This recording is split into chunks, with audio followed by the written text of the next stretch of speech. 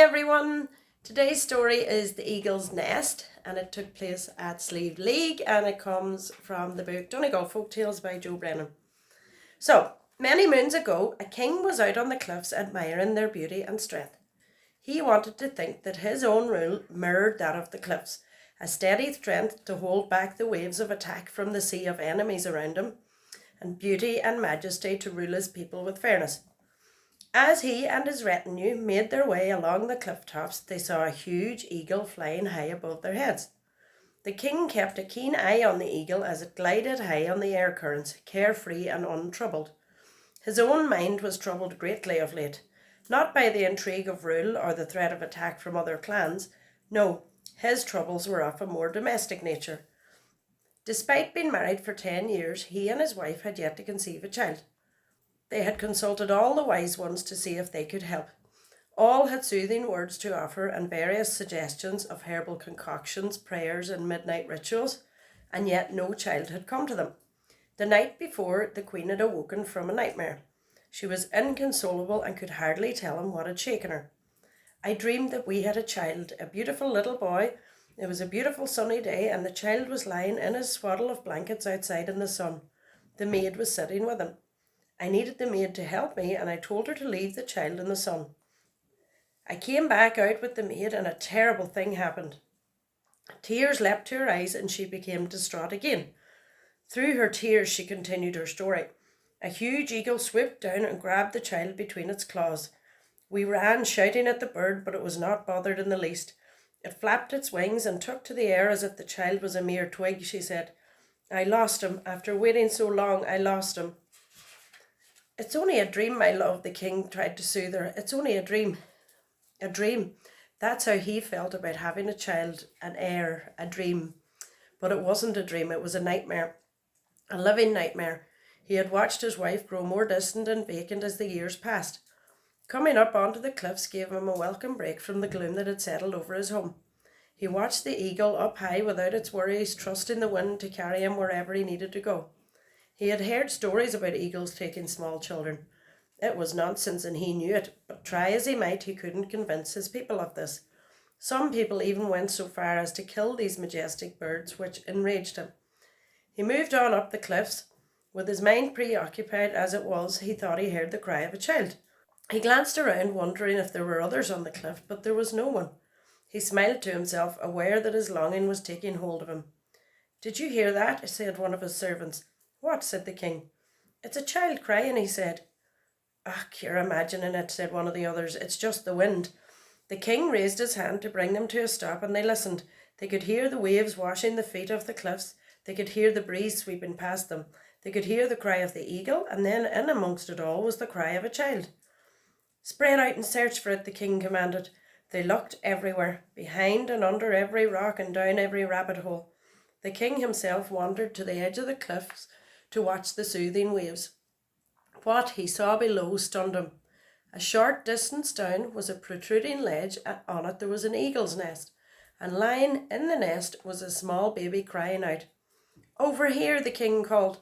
They all stood in amazement at the sight. Some began to wonder who was going to climb down and step back from the edge as fear gripped them. "We have to rescue it," said the king. "I'll climb down." "You can't do that," said his attendant. "It's too dangerous. You could fall easily," said another. "You don't understand," said the king. "This is a gift for the queen and I." He didn't want to explain about his wife's dream, but they seemed to understand. "But if you fall, we will have no father and we'll have no king," said his attendant. The king knew this, but felt it his duty. "I insist," he said. "Gather up whatever you can to make a support to hold me." The servants gathered up all the materials they had and fashioned a rope to hold their king. Before stepping over the edge, the king glanced into the sky to see where the eagle was, but it was nowhere to be seen. The king began the descent, moving slowly and carefully. While the nest was only a short distance below, it took him some time to reach it. As he climbed, he was aware of the waves way below him. When he reached the nest, he found a small baby boy wearing purple clothes and gold bangles on his arms. The king took the boy in his arms with great care and made him safe. With the help of his servants, he made it safely to the top of the cliff. When the king returned, there was great excitement, but he was quick to dampen the mood as he knew there was a mother and father, most likely another king and queen, who had lost their child. Messengers were sent out to seek these parents, but they all returned without finding them. It was decided then that they would raise the boy as their own, and great celebrations erupted. The queen was overjoyed and thanked the heavens for her great gift. However, she was always careful not to leave him unattended out of doors until he had grown beyond the reach of eagles. Now, at that time, there was a man by the name of Andrew McIntyre who resided in Crotland, not far from Bunglass, who during the famine came upon an eagle's nest on the cliffs with 2 eaglets in it and found the leftovers of their meals scattered about. He retrieved these to feed his own family. With a full stomach, he could see that there was a possible solution to his travails. He went back to the nest and tied the beaks of the chicks. Now, when the mother brought a rabbit or lamb the chicks couldn't tear into the flesh, the man would return and take the food. But he was always careful to feed the chicks something. He couldn't afford to let them starve, as his food supply would dry up. Whether it was the way of things because of the famine or something else, the man found human parts in the nest and on one occasion a baby. He was horrified. Soon the only food that the eagle was bringing to the nest was human in nature. Outraged, he decided to put an end to this and set fire to the nest and the chicks. Now, in that same village of Crotland, there lived a man named McGlinchey with his wife and their only child called Bridget, who was 2.5 years old at the time of this story. One fine day in summer, little Bridget was outside playing with a girl who was a little older than her, while the mother was inside cheerfully humming along to the music of her spinning wheel. Suddenly, the older girl rushed into the cottage in a state of great distress and announced that a big bird was trying to carry Bridget away. Terror-stricken, the mother leapt to her feet and rushed outside, but it was too late, as the bird had already taken to the air and was climbing high over the hills, taking Bridget with him. The cries of the mother had drawn her neighbours to her side, and they watched as little Bridget struggled to free herself from the grasp of the piercing talons. Her cries of "Mama" drifted to their ears and brought tears to many an eye. Horrified, they watched the eagle fly over the steep hill carrying the child. The eagle flew onto the coast and then out over the cliffs and on over the briny waves in the direction of Connacht. The gathered crowd moved towards the cliff until they stood on a lofty eminence overlooking the sea, not far from Carrigan Head, watching the fading speck of the bird over the sea. Then an old man arrived on the scene and startled the bewildered assembly when he said, "Cease your silly gazing. What can we or any human being do to stop the wild bird of the mountain? There is only one power that can control him, the power of God." They fell to their knees and prayed fervently to the Lord for the safe return of the child.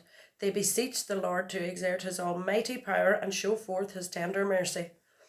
All eyes were fixed on the horizon, but only the sharp eyes of the young could still discern the tiny speck that was the bird carrying away with the child. Suddenly a youngster shouted that he thought the speck was becoming somewhat larger.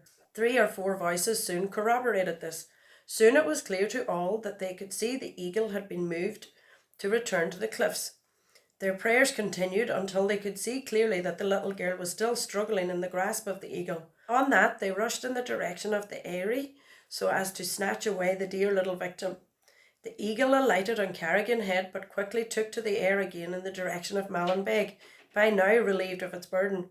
The delighted mother, who on the approach of the eagle was led by her motherly instincts to the place where the eagle landed, was the first to reach her beloved child, who was lying on the green grass at the edge of the cliff, calling lustily, "Mama."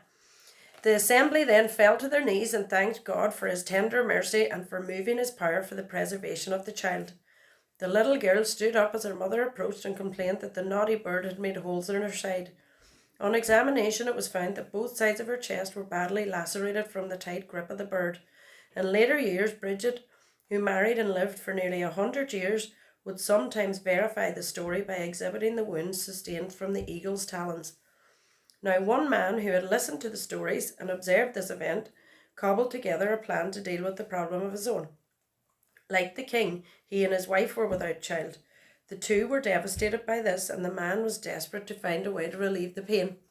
The man had an affair with another woman in the neighbouring village, and she fell pregnant. When the child was born, the mother nursed him for some months till the boy was strong and healthy. The man then took the boy home and claimed that he had discovered the baby boy abandoned in the eagle's nest. "It's the answer to our prayers," he told his wife. She was a little sceptical, but her husband pointed to the stories and events surrounding the taking of little Bridget. The man and woman reared the child as if he was their own, and the true mother never whispered a word of her involvement. And that's that. Thank you. Bye bye.